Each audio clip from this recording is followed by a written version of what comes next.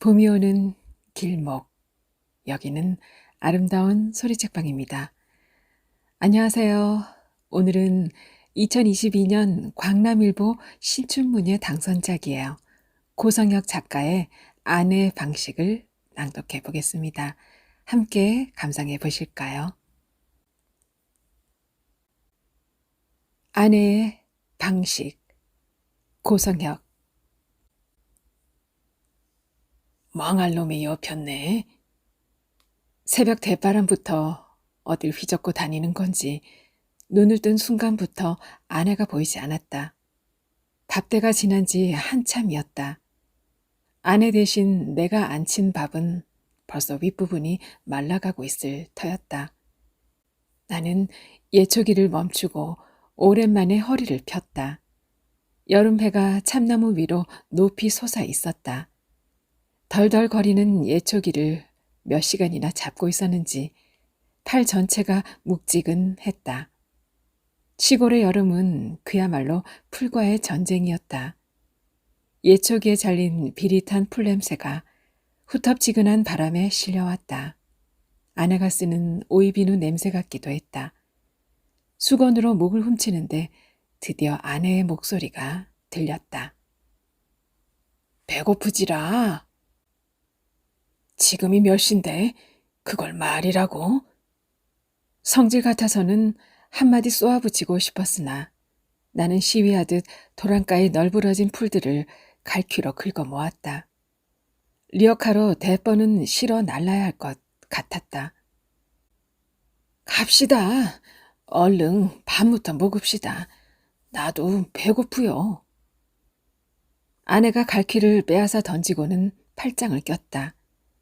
아내에게 끌려가면서도 나는 도랑가에 던져진 갈퀴와 예초기에 자꾸만 눈이 갔다. 저걸 저대로 두면 안 될 텐데. 이 작은 동네에서 누가 그걸 집어가겠어요. 밥 먹고 나와서 마저 하려면 도로 갖고 나와야 할 것인지 그냥 두고 가는 게 더 편치. 아내는 의심이라는 걸 모르는 사람이었다. 당해보지 않아서가 아니었다. 아내는 허구한 날 뒤통수를 맞았다. 사촌 동생이란 놈이 고추를 트럭 가득 싣고 와서는 이거 팔아 갚겠다며 돈 좀 빌려달라고 하자 냉큼 달라는 대로 내주었다. 그 뒤로 녀석은 감감무소식이었다. 전화조차 받지 않았다. 내가 열통이 터져 있는 대로 욕을 했더니 아내는 가만히 내 손을 잡았다. 오죽하면 긁었어요. 아내의 가만한 손길에 나도 모르게 열통이 수그러들었다. 그래도 아내가 당할 때마다 나는 번번이 열불이 치솟았다. 등친 놈은 남이니 화풀이 상대는 당연히 아내일 수밖에 없었다. 얼마나 당해야 정신을 차릴런가? 자네가 바보요, 천치요. 왜 번번이 등신처럼 당하냔 말이여, 당하길. 그러면 아내는 정말 천치처럼 배시시 웃으며 말했다. 근게 내가 참말로 등신인갑소. 그럴 때 아내는 정말 등신 같았다. 찰싹 달라붙은 아내에게서 퐁퐁 풍기는 오이향에 나도 등신처럼 어느새 스르르 마음이 녹고 말았다. 새벽 대바람부터 어디 다녀오는가? 목욕탕. 목욕탕은 왜? 어머니와 장모님이 돌아간 뒤로 아내는 목욕탕에 잘 가지 않았다. 매일 샤워하는데 뭐. 아내는 대수롭지 않게 말했지만 나는 괜히 뒤가 캥겼다. 어머니 살아생전 아내는 매주 어머니를 모시고 목욕탕에 갔다. 시어머니라고는 하지만 생판 제 알몸을 보이는 게 아무렇지 않았을까. 생각해보면 나는 아버지와도 목욕탕에 간 적이 없었다. 장인과도 물론 가지 않았다. 항림댁 할매 모시고 다녀왔지. 어쩌녁 퇴근길에 만난 항림댁 할머니가 말했다. 사방 뒤가 쑤시고 아플 때는 목욕탕보다 좋은 데가 없어. 삭신이 갱년 녹듯 녹는다니께. 코로나인가 뭔가 땜시 철장했던 목욕탕이 내일 하루 연다고 방송하더만. 할매가 1시간이나 걸어서 목욕탕에 간다는디 그럼 어쩌요? 내 차로 모시고 갔다 왔지. 간 김에 나도 오랜만에 때 좀 베끼고. 근데 할매가 얼마나 깔끔한지 살껍닥을 벗길 기세더란 말이오. 아직도 때가 남았다고 더 베끼겠다고 하는 것을 내가 간신히 달래서 지금 왔소. 간다고 말이라도 하재. 당신이랑 35년 넘게 살았어. 그런 것쯤은 인자 그냥 넘어갈 때도 됐구먼. 아내가 나를 흘겨보고는 종종 걸음으로 집에 들어섰다. 몸에 묻은 풀조각들을 꼼꼼히 떼내고 마루에 올라서자 화장실에서 인기척에 들렸다. 오지랖은 세계 최고인 사람이 비치레는 못해 남의 집 화장실을 잘 쓰지 못했다. 모르긴 몰라도 몇 시간은 좋게 참았을 터였다. 결국 아침상 차리는 것도 내 몫이었다. 물 묻은 손을 탁탁 털어 거실 바닥에 물방울을 튕긴 아내는 무엇이라도 할 것처럼 손바닥을 쓱쓱 비비더니 냉장고에서 밑반찬 몇 가지를 그릇에 꺼내 식탁 위에 올려놓고는 의자 위에 털썩 주저앉았다. 목구멍까지 잔소리가 튀어나왔지만 빤히 쳐다보는 아내의 눈길을 어쩌지 못해 국을 한 대 접어 아내 앞에 내려놓았다. 아따, 맞나요? 아내가 한 입 가득 우겨넣고 감탄한 그 된장국은 그제 저녁 아내가 끓인 거였다.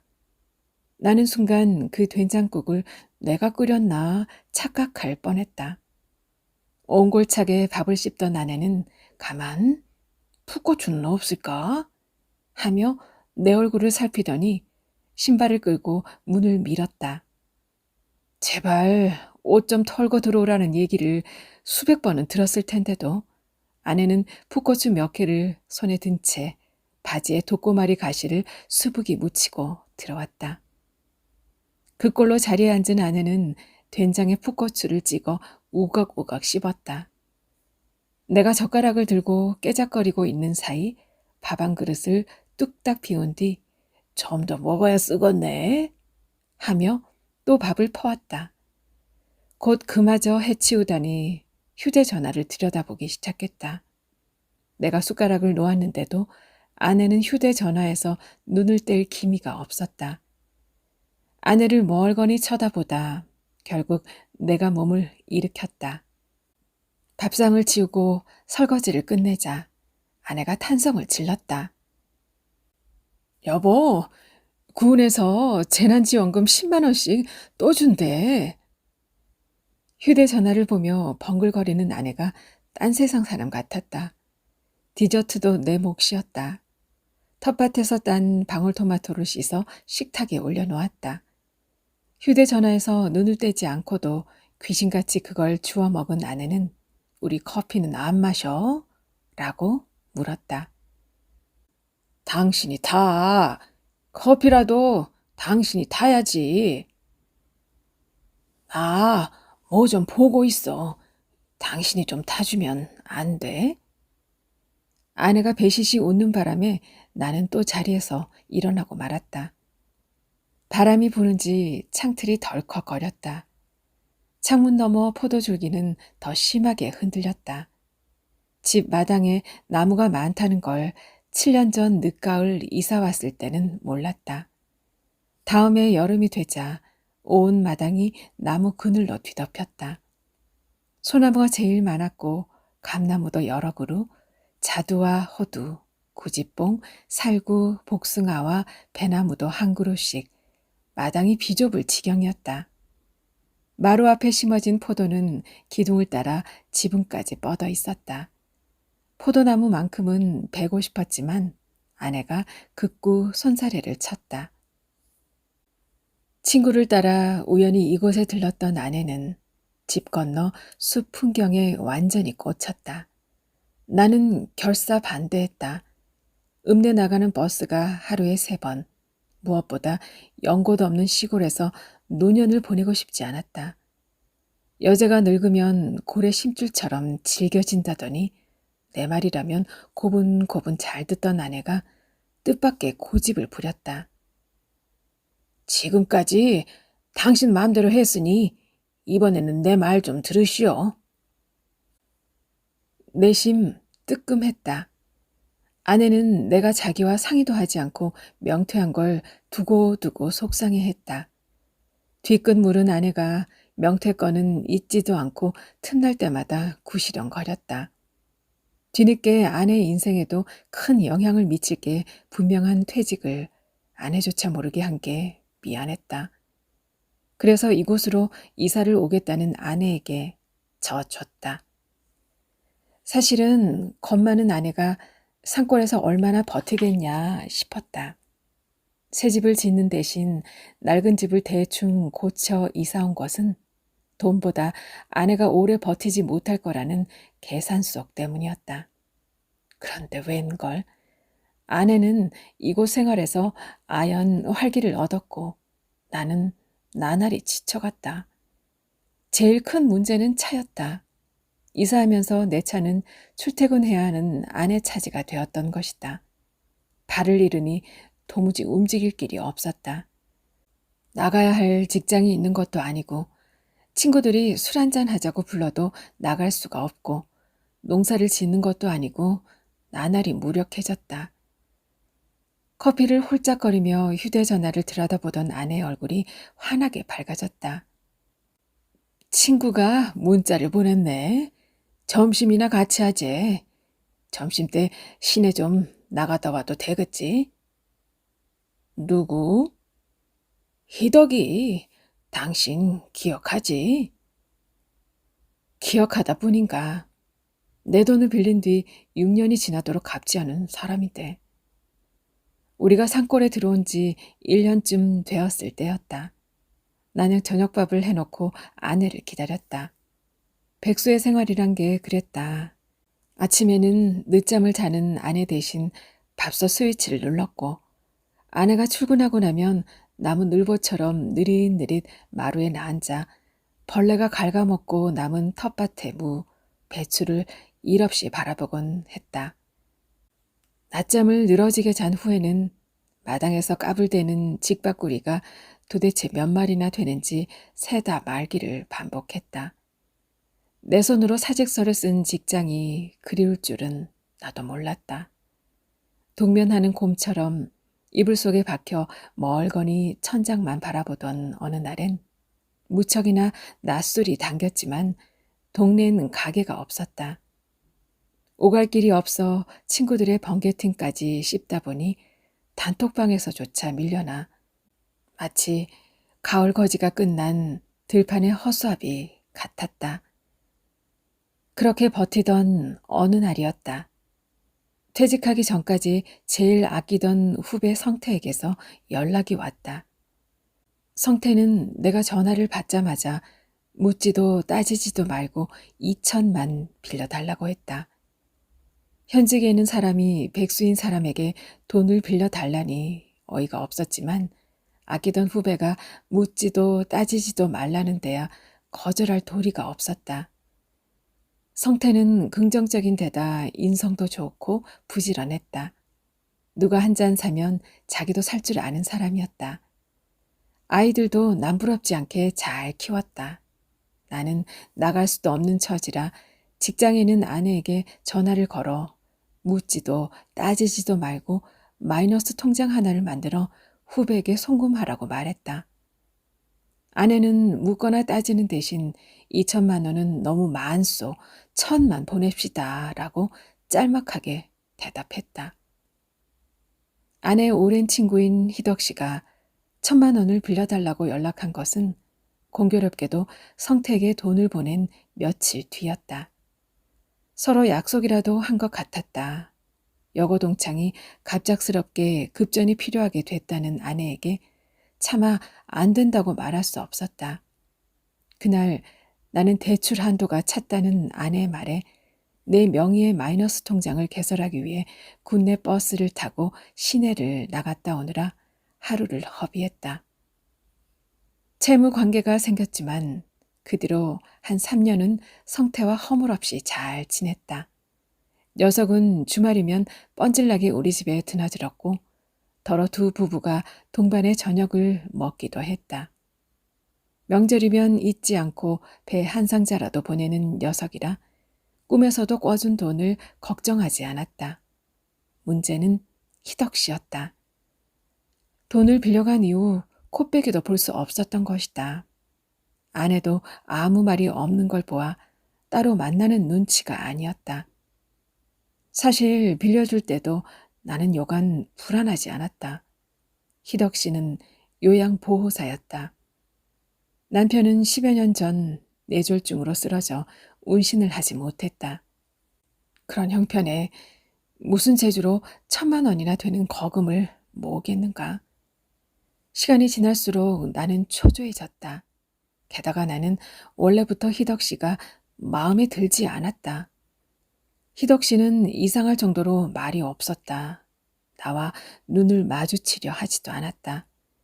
그러니 몇 번 만난 사이라고 해도 늘 서먹서먹했다. 언젠가 아내에게 볼멘 소리를 늘어놓았다. 희덕 씨 말이야.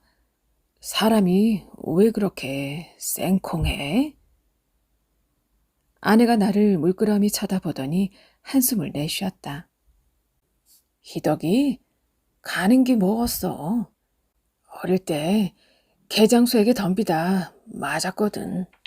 잘 안 들리니까 말수가 적은 것뿐이야. 겉도 모르고 쌩콩하니 어쩌니 볼멘 소리나 늘어놓았으니 면목이 없었다. 하지만 내 잘못은 아니었다. 그런 말을 남편에게조차 하지 않은 아내에게 짜증이 치밀어 엄한 불똥이 희덕 씨에게 튀었다. 희덕 씨 말이야. 빌려준 돈이 내 마이너스 대출인 것 안가? 아내는 나를 빤히 바라보다 휙 고개를 돌리고는 무뚝뚝하게 말했다. 희덕이는 납부금을 제때 못 내 나와 함께 교무실로 불려다녔던 찐 친구야. 그래서 돈을 갚는다고, 안 갚는다고? 나는 불만이었지만 차마 입 밖으로 그 소리를 내지 못했다. 무슨 말이든 덧붙였다가는 아내의 눈에서 불길이 솟을 것 같았다. 희덕 씨가 연락이 없는 채로 내 속을 태우는 사이 성태의 연락도 뜸해졌다. 재작년인가 경무부서로 옮겼다는 말을 전한 이후에는 아예 연락을 끊었다. 무슨 사정이 있겠지. 견디던 어느 날 옛 동료의 전화를 받았다. 성태가 주식으로 망조가 들었다는 얘기였다. 가슴이 철렁 내려앉아 성태에게 곧장 문자를 보냈다. 연락 좀 하소. 무슨 일이 있는가? 하도 연락이 없으니 별 생각이 다 드네. 그런데도 녀석에게는 연락이 없었다. 자네 정말 이럴 건가? 라고 다시 문자를 남겼다.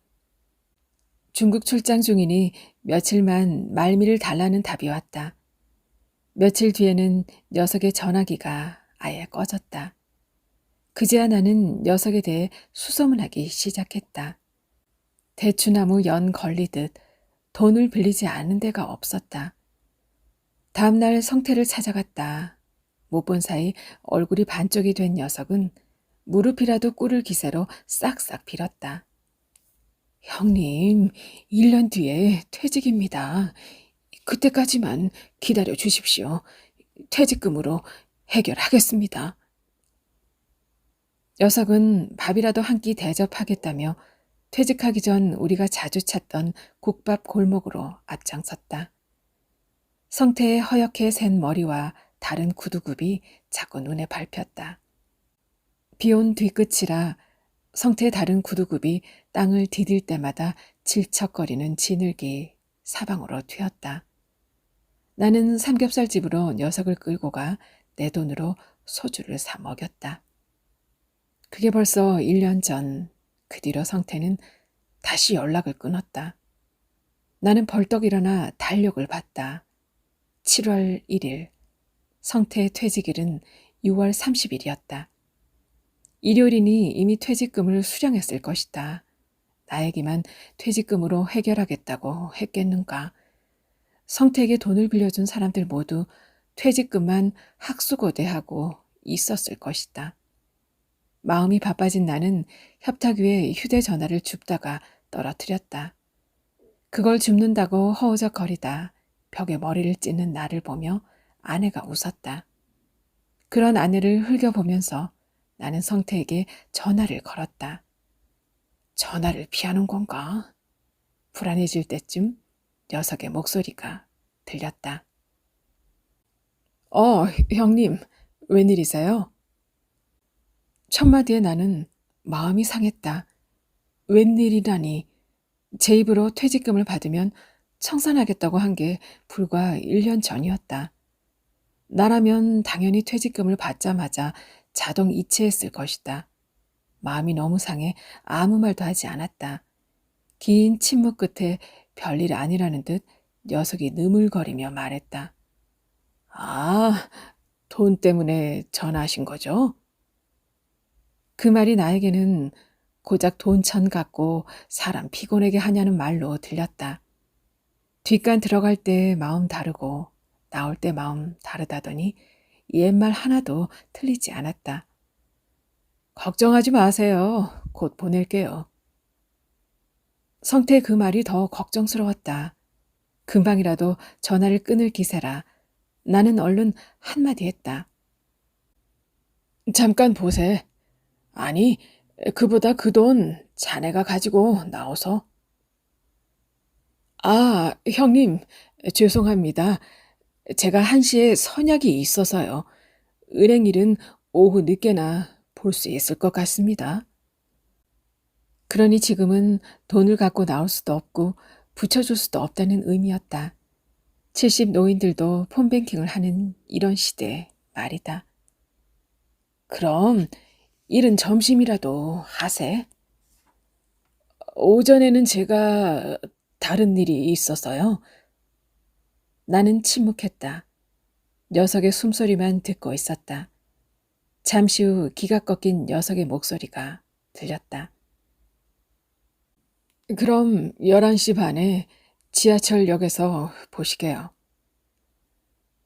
이렇게라도 몰아쳐야 우선에서 내 돈을 받아낼 수 있을 것 같았다. 그보다 녀석의 느물거리는 몇 마디 말이 나를 이렇게 몰아치게 만들었다는 편이 정확했다. 아내는 어느새 마당에서 빨래를 널고 있었다. 빨래 집게에 걸려 쨍한 햇볕을 받고 있는 팬티에서 뭔가 나풀거렸다. 고마리에서 풀린 실이었다. 닳고 다른 엉덩이 부분에는 좁쌀만한 구멍이 여러 개 나 있었다. 저 팬티의 앞부분에는 원래 진홍색 장미 한 송이가 수놓아져 있었다. 신혼 때 입던 요일 팬티 중 하나였다.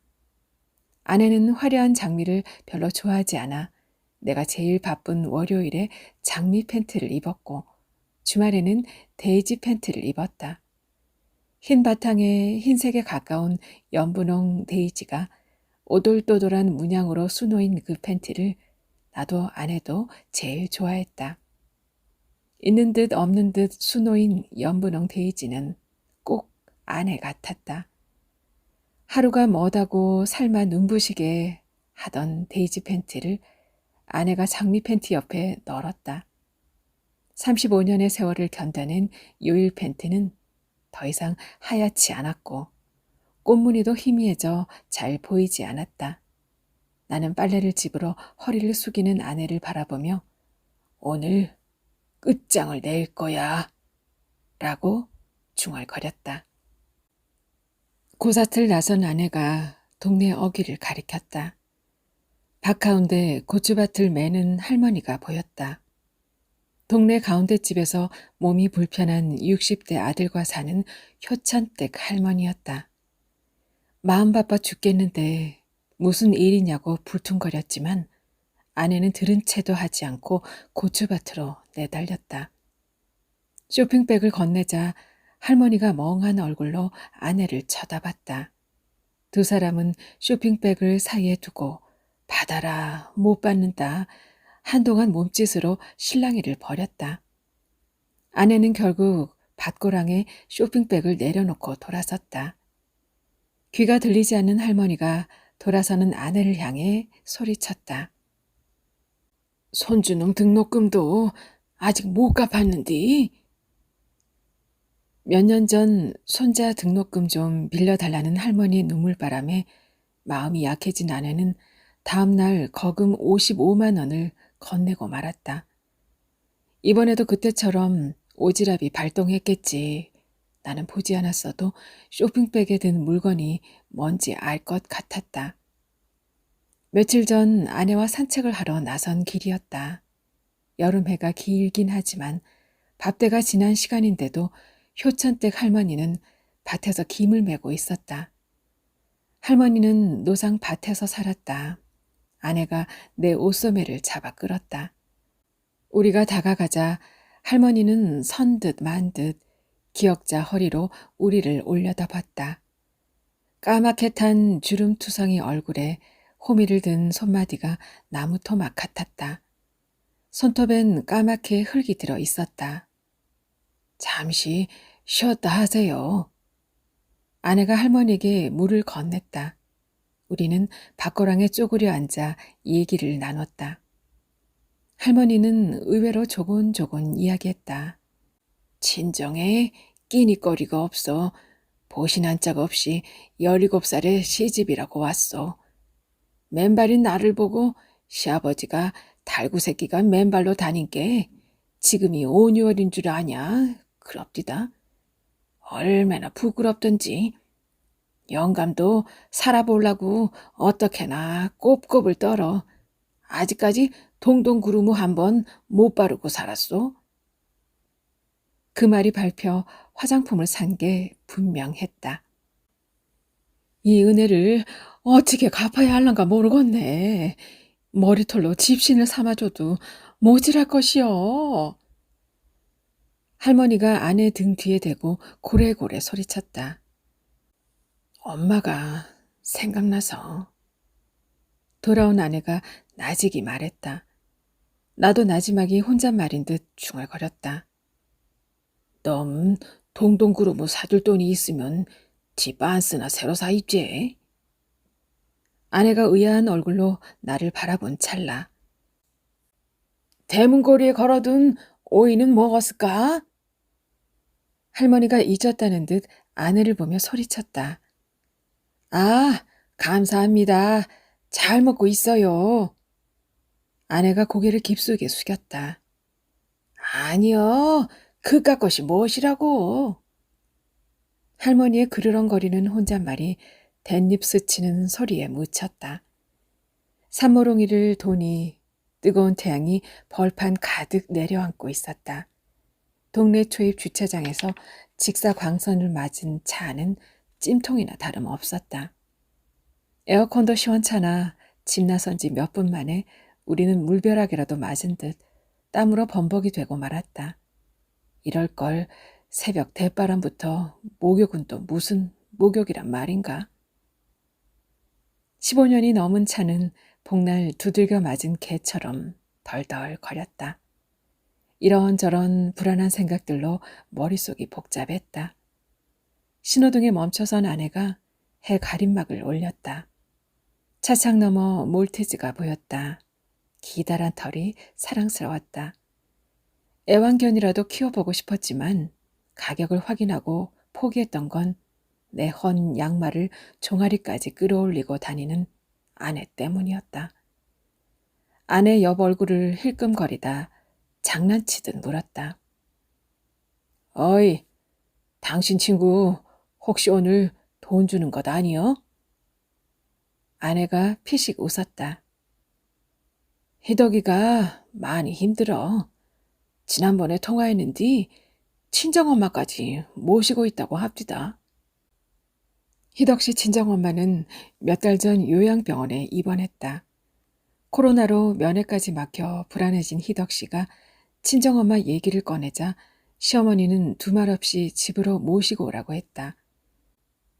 시어머니가 좋은 양반이기도 하지만 희덕이도 평소 시어머니한테 잘하제. 그런디 훈이 아버지. 아내가 혼잣말을 씹으렁거렸다. 희덕이 같이 좋은 사람 드문디 어째 그렇게 힘들게 살까이. 희덕 씨 근심부터 앞서는 아내가 답답했다. 희덕 씨보다야 낫겠지만 우리 형편이라고 크게 나을 것도 없었다. 큰애가 결혼한다고 했을 때도 반가운 마음보다 집은 어찌해야 하나 걱정부터 앞서는 형편이었다. 사정이 어떠냐고 물어는 봤는가? 돈 얘기? 그런 친구한테 뭔 말을 하겠어. 돈 받기는 글렀구먼. 혼잣말로 중얼거리는데 화를 삼키는지 아내가 고개를 획 돌렸다. 역에 도착할 때까지 아내는 조그만 입술을 쑥 빼물고는 한마디도 하지 않았다. 아내는 나를 역에 떨궈 놓고 구청 방향으로 쌩하니 사라졌다. 나는 머쓱하게 좌판 할머니 앞에 서서 멍하니 오가는 사람들을 보았다. 급하다고 퇴근했던 내가 무색하게 성태는 좀처럼 나타나지 않았다. 가만히 서 있어도 땀이 흐르는 날이었다.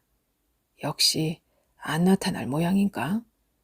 빌려간 놈은 태평하고 빌려준 놈만 내간장이 녹는 이 상황은 뭔가? 별의별 생각으로 심사가 복잡할 때 성태가 뒤통수를 긁으며 다가왔다. 코로나가 정말 오래가네요. 변죽 좋은 성태 말에 빈정이 상해 아무 말도 받아치지 못했다. 내가 멀뚱히 쳐다보고만 있자 녀석이 생각난 듯 별일 없느냐고 물었다. 성태와 희덕 씨를 빼면 우리 집은 늘 그날이 그날이었다. 녀석을 따라 들어간 백반집엔 머리가 허옇게 센 노인네 셋뿐이었다. 나는 앉자마자 반찬을 안주로 소주를 들이켰다. 녀석은 내가 잔을 비우는 족족 빈 잔에 소주를 따랐다. 자네는 안 마셔? 저는 말씀드린 대로 일이 있어서. 그럼 여기서 기다리고 있을까? 아니면 공원에서? 녀석은 한참 만에야 무슨 말인지 이해했다는 듯 고개를 끄덕였다. 형님, 오늘 반드시 보내겠습니다. 돈은 단 5분이면 찾을 수 있었다. 아니, 휴대전화로 바로 보낼 수도 있었다. 엊그제까지 공직에 있었던 놈이 폰뱅킹을 못할 리 만무했다. 그런데도 굳이 은행에 가서 오늘 반드시 보내겠다는 사람을 어떻게 몰아붙여야 할지 막막했다. 싸움도 해본 놈이 이기는 법이다. 노상 당하는 아내를 등신이라고 번번이 몰아붙였지만 내가 당하고 보니 나 또한 당하지 않는 법을 모르긴 마찬가지였다. 나는 녀석을 바라보다 맥없이 창밖으로 눈을 돌렸다. 아버지가 대학병원 중환자실에 있습니다. 소주를 따라 한 잔 더 마셨다. 이번에 과장 진급한 아들이 아버지를 뵈러 온답니다. 그런데 말씀인데요. 지금 가봐야겠습니다. 끓어오르는 속을 누르며 묵묵히 녀석 얼굴을 바라보다 어렵사리 입을 뗐다. 내 형편이 좀 어렵네. 녀석이 눈을 동그랗게 떴다. 어려운 줄은 꿈에도 몰랐다는 천진난만한 눈빛이었다. 가진 것 하나 없이 말단 공무원으로 시작해 자식 둘 대학까지 가르치기는 전환 하나 마찬가지. 저만 어렵고 나는 어렵지 않은 줄 알았다는 게 말인가 막걸리인가. 예, 알겠습니다. 정말 오늘 안에 입금하겠습니다. 꼭 좀 부탁하세. 내 돈 내놓소. 당당하게 큰소리 한번 치지 못하고 말았다. 돌아서 질금질금 사라지는 녀석을 보자 한숨이 나왔다. 지 아들은 과장으로 진급이라도 했지. 내 아들은? 둘째는 공시생으로 3년을 보내고 공사시험을 본다며 고시원에 들어간 지 2년째였다. 30 중반에 이른 녀석도 녀석이지만 아내 마음고생이 이만저만 아니었다. 둘째 밑으로 들어가는 돈도 한두 푼이 아니었다. 언제 끝날지 기약도 없었다. 여름볕에 꾸들꾸들 말라가고 있을 아내의 색바랜 빤스가 자꾸만 눈앞에 아른거렸다. 밥은 한술도 뜨지 않은 채 소주만 벌컥벌컥 들이켰다. 혼자서 소주 한 병을 마신 나는 커피 믹스를 빼 천천히 공원으로 향했다. 몇백 년 된 느티나무들이 빽빽이 들어차 있었다. 술기운으로 머릿속이 어지러웠다. 그늘 밑이라고는 해도 뜨겁게 달아오른 땅에서 훅 솟구치는 지열에 숨이 막혔다. 군데군데 앉아있는 사람들 틈에 끼어 앉았다. 아내가 도착하려면 2시간은 기다려야 할 것 같았다. 시간은 한량없이 흘렀다. 해의 방향이 바뀌었는지 얼굴이 뜨거웠다. 얼굴을 찌푸린 내가 응 소리와 함께 손을 내저으며 깨어났을 때 가까이 아내 얼굴이 있었다. 깨우지 않고 왜 그러고 있어? 성태에게는 큰소리도 못 친 주제에 아내 앞이라고 나도 모르게 버럭 큰소리가 나왔다. 아내가 피식 웃었다. 그 얼굴로 큰소리는? 아내가 내 옆에 앉았다. 일은 잘 됐어? 모르겠어. 하여간 오늘 중으로 송금하라고 조져놨어. 조져? 당신이? 그래, 꽉 아금받아 놨지. 팔백의 자국이 선명한 얼굴을 문지르는 사이 아내가 내 머리에 붙은 나뭇잎을 떼어내며 말했다. 퍽이나 잘했겠수. 아내는 그닥 볼품은 없지만 무던한 여자였다. 읍내 한과 공장에서 30년 넘게 격리로 일했다. 그 세월 동안 점심시간마다 집으로 와 어머니와 아이들의 식사를 챙겼다. 아이들이 크고 학교에 가고 우리 곁을 떠났어도 어머니가 돌아가실 때까지 아내는 낡은 자전거를 아슬아슬하게 타고 다니면서 하루도 빼지 않고 어머니의 점심상을 차렸다. 어머니가 노환으로 입원했을 때 의회 군정 질의를 미리 파악한답시고 군 의원들과 술이나 퍼마시는 나를 대신해 일주일 넘게 병원으로 출퇴근하며 간병한 것도 아내였다. 큰아이가 결혼한 뒤 집이 없어 떠돌자 읍내 아파트를 팔 생각을 한 것도 물론 아내였다. 산골 생활이 좋다고 우긴 이유가 그거였다는 걸 깨달은 날 나는 내 손으로 닭 백숙을 해 아내에게 먹였다. 아내는 산골로 들어온 뒤에도 일을 계속했다. 모르긴 해도 둘째를 위해 악착같이 저축하고 있을 것이다. 돌아오는 길에도 고물차는 여전히 털털거렸다. 술이 거진 깼는 때도 속이 불편할 정도였다. 성택에 돈을 받으면 아내를 위해 중고차라도 사야 할 모양이었다. 차가 갑자기 용트림을 하듯 요란하게 덜커덕거렸다. 아내는 재빨리 도로변에 차를 세웠다. 픽 소리와 함께 시동이 꺼졌다. 나무 그늘 하나 없는 대로변이었다. 차가 멈춰 섰는데도 아내는 나를 보며 그럴 줄 알았다는 듯 씩 웃었다. 내가 운전할 때는 쌩쌩했던 차였다. 하기야 내가 탄 것만 해도 10년, 여기 이사 온 게 7년, 똥차가 되고도 남을 세월이었다.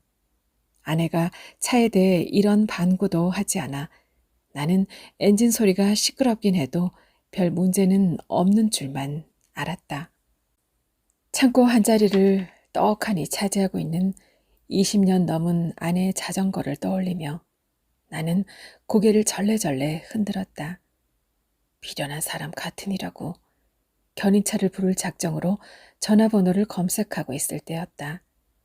아내가 가만히 내 손을 잡았다. 걱정 없어. 좀만 기다리면 돼. 시동이 꺼졌는데 무슨 소리야? 견인차를 불러서 야무지게 손을 봐야지. 5분만 기다리면 돼요. 노상 그랬는데 뭘. 야도 늙어서 우리처럼 왔다 갔다 한단께. 아내가 평소보다 더 일찍 출근하기 시작한 게 언제였더라?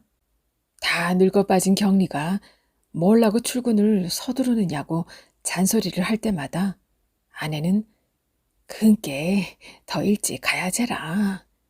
배시시 웃었다.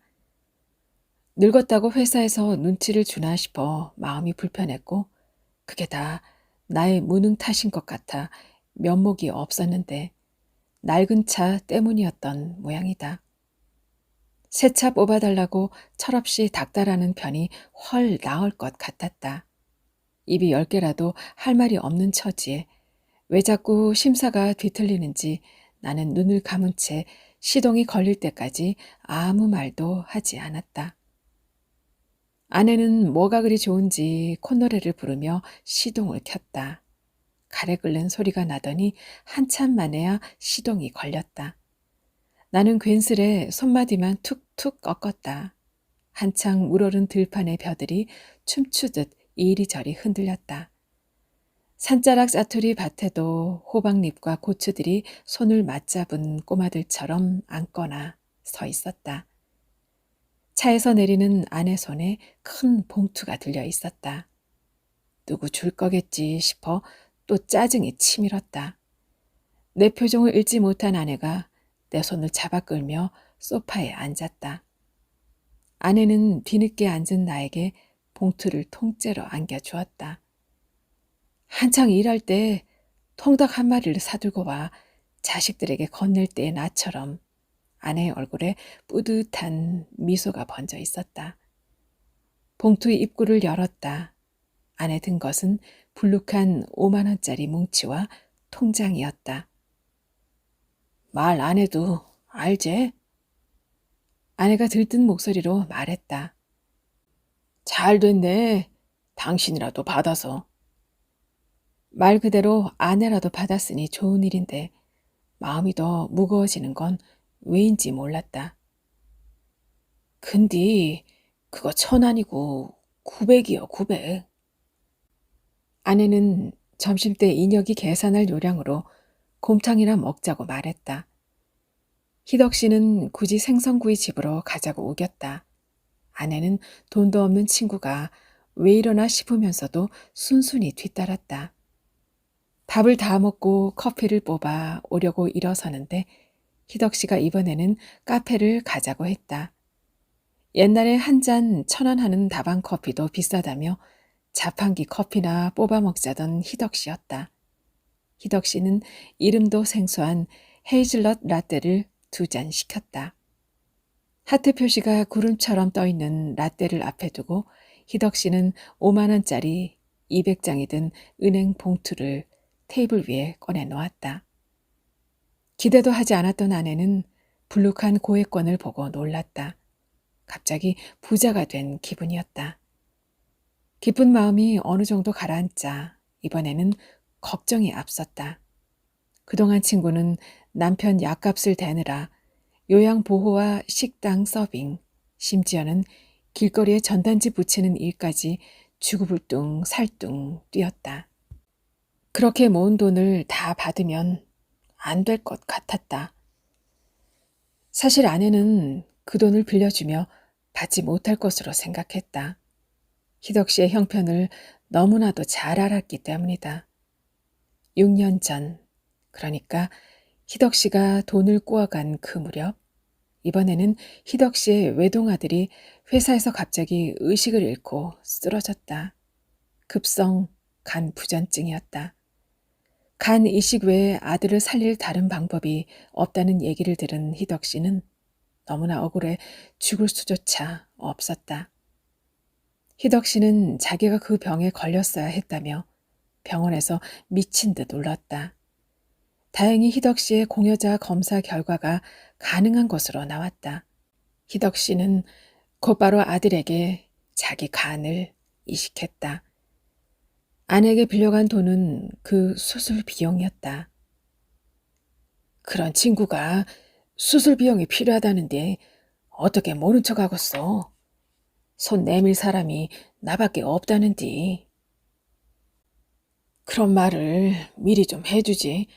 왜 나만 나쁜 놈으로 만드는가? 따지고 싶은 마음이 굴뚝 같았지만 나는 그냥 입을 다물었다. 알았다 한들 받을 수 없을 게 뻔한 돈을 빌려주겠다는 아내에게 잔소리하지 않았을 거라 장담할 수 없어서였다. 성택에게 돈을 빌려줄 때 나는 받을 수 없을 거라고는 꿈에도 생각하지 않았다. 나는 차마 돈 뭉치에는 손을 대지 못하고 통장을 괜히 뒤적거렸다. 거기 희덕 씨 이름이 보였다. 혹시나 해서 통장을 찬찬히 살폈다. 매달치를 한 달도 빼놓지 않고 꼬박꼬박 이자를 넣은 게 기록되어 있었다. 나를 보면서 아내가 바람 없는 날에 쑥부쟁이 꽃처럼 가만히 웃었다. 첫째 땜씨 내가 퇴직금 중간 정산한 거 기억하지라. 그걸로 마이너스 통장을 없앴은 게 그날 이후 이자를 받으면 안 된다고 생각했어. 친구 사인께로 계산해 본 게 그 이자가 200 가까이 됩디다. 그래서 그 돈을 희덕이한테 줬제라. 펄쩍 뜁디다. 둘이 말싸움을 벌리다가 결론을 냈어. 자, 우리 100만 원씩 나눠 갖자. 그러고 그랬더니 희덕이가 웁디다. 막 웁디다. 아내도 울었을 것이다. 나도 울컥하는데 오지랖 넘치는 아내야 오죽했을까. 나는 사람들이 아내를 좋은 사람이라 지켜 세우는 게 늘 의아했다. 불알 친구들도 직장 동료들도 아내를 만난 뒤로 나보다 아내를 더 좋아했다. 내 눈에는 쓸데없이 오지랖 넓고 맨날 손해만 보고 제 몸은 들여다보지도 않고 엄벙덤벙 마음만 앞서 늘 사고나 치는 물가에 내놓은 아이 같은 사람이었다. 그뿐인가 솔깃터지고 보풀 일어나고 낡아서 해진 옷을 부끄러운 줄도 모르고 다니는 변변찮은 사람. 남에는 무서운 줄 모르는 바보 같은 사람이었다. 그 바보 같은 사람이 희덕 씨의 마음을 울린 것일까? 알 것도 같고 모를 것도 같았다. 띵! 휴대전화 문자 알림이 울렸다. 김성태님으로부터 300만 원이 입금되었습니다. 300만 원? 문자와 금액을 2번씩 읽고 나서야 상황을 이해할 수 있었다. 얼굴이 뜨거워졌다. 은행 앱에 문자뿐 녀석에게서는 아무런 연락도 없었다. 성태에 대한 분노인지 나에 대한 분노인지 알 수 없는 채로 나는 급히 전화를 걸었다. 성태는 전화를 받지 않았다. 나 하는 양을 보고 있던 아내가 조용히 다가와 내 어깨에 손을 얹었다. 아따, 나한테 꽁돈이 이렇게 생겼는디 오늘은 기쁜 마음으로 축하만 합시다. 가슴 한쪽이 쩌르르 했다. 이상하게 그 순간 희덕 씨의 몸을 째고 떼어낸 피 묻은 간 조각이 머릿속에 생생해졌다. 희덕 씨는 그 몸으로 어떻게 돈을 모았을까? 아무리 힘들어도 따박따박 보냈던 이자를 돌려준다고 했을 때 희덕 씨는 어떤 마음이었을까? 그리고 녀석과 나는 도대체 우리는 서로에게 어떤 마음이었을까? 그제야 나는 성태가 왜 주식에 빠지게 되는지 물어본 적도 없다는 것을 깨달았다. 성태 아버지가 어떤 상태로 중환자실에 입원했는지도 당연히 물어본 적이 없었다. 그렇다고 우리가 묻지 않아도 뭐든 아는 사이는 아니었다. 뒷산 등성이에 걸린 해가 팽나무를 비추고 있었다. 긴 그림자가 마당 아래 구름처럼 흔들렸다. 아내를 가만히 끌어안았다. 따뜻한 아랫목, 온돌 냄새가 났다. 갑자기 왜 그러요? 먼 곳인 양 그녀의 목소리가 아스라했다. 이제껏 들리지 않던 세상의 소리가 들리기 시작했다. 둥지에서 알을 낳는 안탈개 신음소리, 개 목줄 끌리는 소리, 조심조심 몸을 움츠리며 걷는 고양이 발소리, 댄잎 비비는 소리, 그리고 참나무 밑동에서 버섯이 쑥 몸집을 불리는 소리. 세상에는 내가 지금껏 듣지 못한 소리들이 그득했다. 해걸음의 소쩍새 울음소리가 길게 울려 퍼졌다. 네, 고성혁 작가의 아내의 방식을 같이 읽어봤습니다. 이어서 작가의 당선 소감을 함께 할게요. 기묘한 일이 벌어졌다. 며느리가 기묘하다라는 말을 너무 사랑한 나머지 국어사전에서 그 말의 의미를 찾아보기까지 했는데 실제로 내게 그런 일이 벌어진 것이다. 몇 번의 괴상한 꿈, 강가에 앉아 욕구 불만의 개꿈이라고 마음을 사귀던 중 전화를 받았다. 기묘하지 않은가? 그러나 정말 기묘한 건 미진한 내가 호명된 것이니 그 안에 어떤 함의가 숨겨져 있는지 두고두고 번뇌해야겠다. 기쁘다, 고맙고 감사하다. 감히 선생이라고 했던 황현산 선생이라면 그 맥락을 뒤집어 겨울도 선생이라고 하실 것이다. 추운 겨울 속에 맞은 이 고마운 일이 그동안의 나를 돌아보게 한다. 미셸 트루니에와 사진작가 에드와르 부바가 공동으로 펴낸 사진집 뒷모습을 보면 사진 속 사람 모두 등을 보인다. 우리 삶에서 이 정면에 대응하는 뒷면을 떠올린다면 그것은 청춘에 대비되는 노년이다. 노년은 그가 살아온 생애를 직관할 수 있는, 그래서 그가 살아온 삶의 진실을 바라보게 하는 증명의 시기이지만 그만큼 생애 임박한 마감에 두려움을 느껴야 하는 진실의 시기이기도 하다. 뒤편의 진실이란 얼마나 중요한 것인가. 얼마 전까지 할아버지가, 시간을 이어받은 아버지가 어떻게 늙어 사라지는지, 그것이 어떻게 이루어지며 피할 수 없는 것인지, 그리하여 삶에 담긴 허무와 그것들을 위로하는 진실은 무엇인지를 똑똑히 보며 보편적 삶에 담긴 진실을 자각하고 실천하며 살아왔다. 하지만 이런 삶의 양태는 허물어졌다. 단편적이고 일회적 삶은 삶의 정면만을 부각해 우리를 공멸로 내몰고 있다. 이것을 멈추고 자신을 돌아보게 할 성찰의 기제로서 사라진 노년을 복원하는 소설을 쓸 수 있다면 얼마나 좋을까. 노력했으나 조금의 곁도 내주지 않았던 청춘과 열정의 세계를 떠나 내가 속한 노년의 삶에 대한 소설을 쓰려 한다. 가족의 해체와 죽음의 무지가 안개처럼 팽배한 세상에서 노년이 우리에게 어떤 의미인지를 얘기하고 싶다. 죽음을 보는, 받아들이는 관점이 달라지면 삶을 보는 관점도 달라진다. 삶을 보는 관점이 달라지면 세상을 보고 그 안에서 부대끼며 살아가는 방식도 달라질 것이다. 상을 받았다고 여기서 내 삶을 타절정산할 수는 없는 일. 해져 솔깃터진 옷처럼 남루한글이지만 시간이 흘러 나의 노년도 참외 꼭지처럼 말을 터이니 바짝 서두르자. 지난 겨울 초입에 거북목과 이석증은 아무것도 아니었다. 지금의 기쁨이 훗날의 수치가 되지 않도록 더욱 최선을 다할 것이다. 이끌어주신 선생님들과 위로와 격려를 보내주신 많은 분들, 부족한 사람에게 기회를 주신 광남일보사와 심사위원님께 감사드린다.